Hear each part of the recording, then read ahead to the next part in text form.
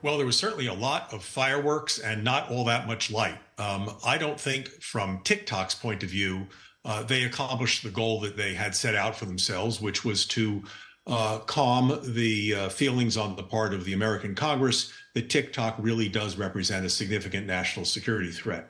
If that was their goal, they absolutely didn't succeed. The written, prepared statement that TikTok's CEO had made all the right points from TikTok's point of view, emphasizing their independence, how if they go ahead with this new Project Texas, they would be sequestering the data, how they're separate from their Chinese parent, and how they wouldn't hand over data to the United States. So they said all the right things, but the problem is the Congress wasn't listening. Every single member of the House Energy and Commerce Committee was unanimous in expressing their concerns, sometimes in very strong language, about TikTok and whether it could be trusted and whether what the CEO was saying was in fact true. So this hearing produced lots of fireworks and not a lot of illumination.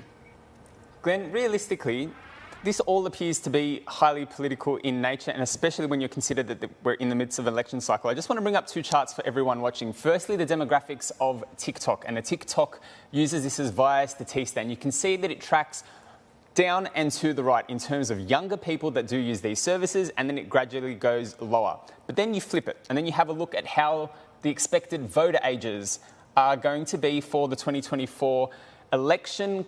And this is via the Brookings Institute, and the expectation is that tilts from the bottom left all the way up to the right. And the question I have to ask you, Glenn, in this respect is, isn't this all just prognosticating via the bipartisan support for this ban in order to secure votes for the most part, in so much as it can be about China and it can be about the data security as well?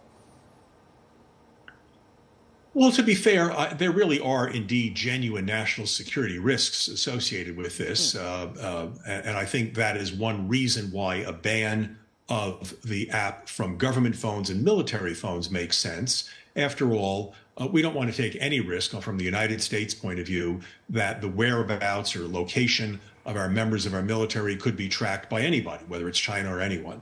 So I think there's some, I emphasize some, basis for national security concerns, and I think a partial ban for government phones makes sense. As to the general public, 150 million Americans, two-thirds of American teenagers, I don't see the strategic value in China understanding what a dance moves of a teenager in Minneapolis are. So for the general public, a ban to me doesn't make sense. I don't really think this is just purely about politics. That's certainly a big element of it. We're in an election year. Every politician wants to pound the table and sound tough on China. But at the core of this, there is, to be fair, a national security concern.